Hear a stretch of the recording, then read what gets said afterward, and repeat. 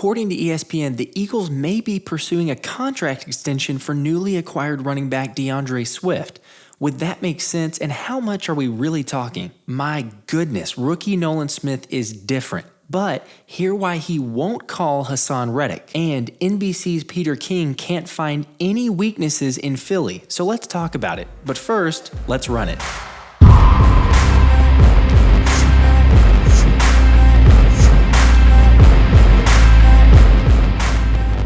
Hey everybody, hope you're doing well. For those that are new, I'm Josh and I cover the birds. And we start with a very happy birthday to Lane Johnson. What is that?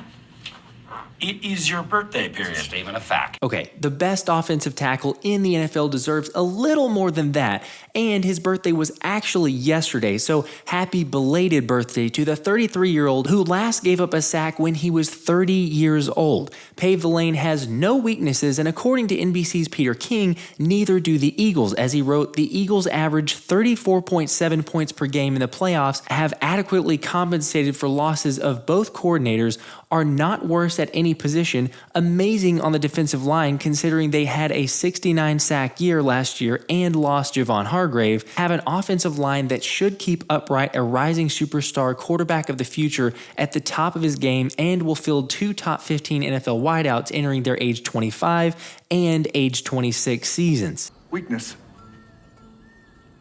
None? It's obviously incredibly early, and let's not get carried away because remember, hungry dogs run faster. But it's still noteworthy that Peter King has Philly as the only team in his can't find a weakness category. Howie has done a tremendous job assembling an insane unit, so now it comes down to kind of how the team gels and develops. Speaking of developing, Bleeding Green Nation believes rookie right guard Tyler Steen could reasonably be the starter by week 1 over Cam Jurgens, with Steen's strengths being that he has a good size, frame, and is a really good athlete. He's very durable and versatile. He also has played right tackle and left tackle over the past 4 seasons and hasn't missed a single game. And he has good recovery skills if he's beaten off the snap. However, that doesn't happen as often as he's very quick off the snap, which enables him to deal with outside edge rushers despite his limited length. But on the flip side, Johnny Page writes that Steen does have some weaknesses that offensive line coach Jeff Stoutland will need to iron out, as Steen needs to work versus pass protection bull rushes since his anchor is inconsistent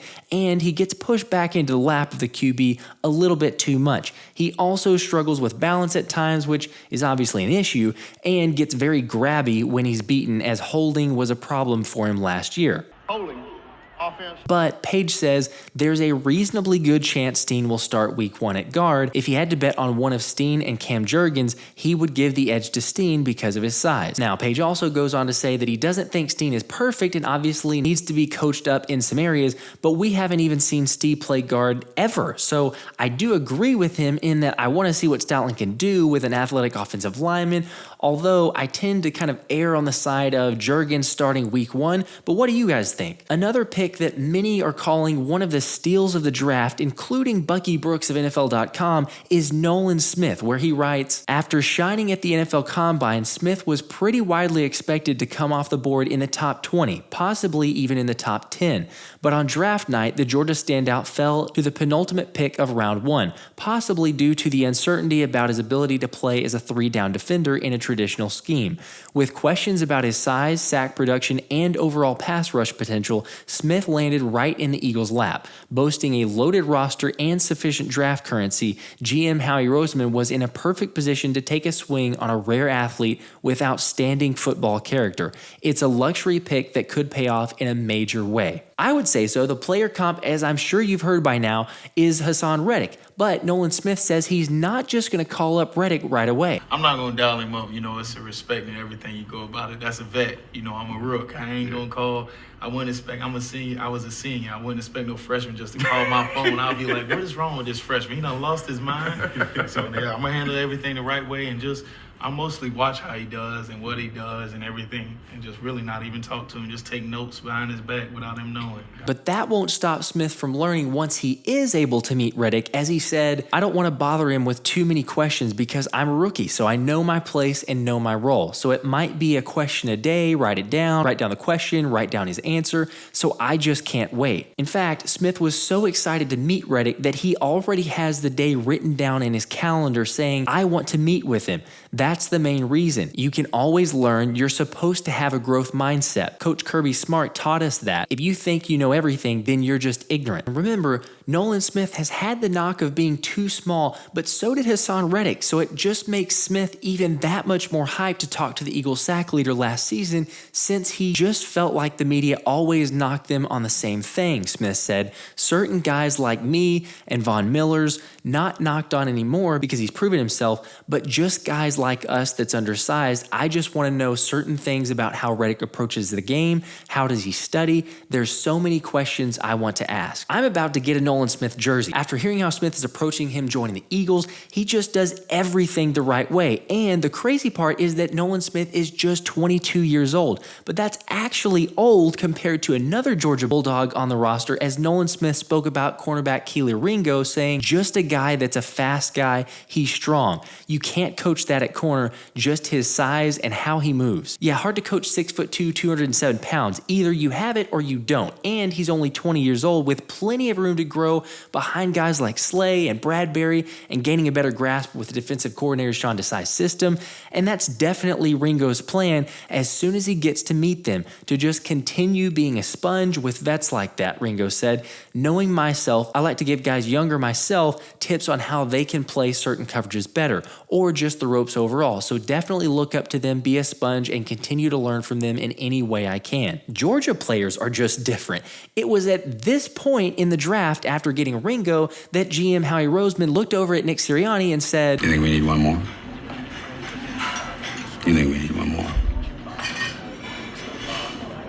All right, we'll get one more." Because remember, according to reports, Howie went to Georgia last year at practice and said, I remember coming back and being like, Coach asked, who do you like there? And I'm like, I don't know, like the whole defense. But apparently he just fell in love with any and all players from Georgia, not just the defense, because the Birds traded for Dandre Swift from the Lions, you know, the new Agent Zero. But this isn't a rental. At least according to ESPN's Jeremy Fowler, it isn't a rental. As he said, the Eagles reportedly view Dandre Swift as more than a rental player and could look to extend him. That would be a little alarming, although I do love Swift, and he's better than mid to all you Swift haters out there when he's healthy. But that's the kicker, when he's healthy. But Howie did also just let Miles Sanders walk for $13 million guaranteed on a 4-year, $25 million deal, so it would seem a bit confusing if the Birds were to do something soon.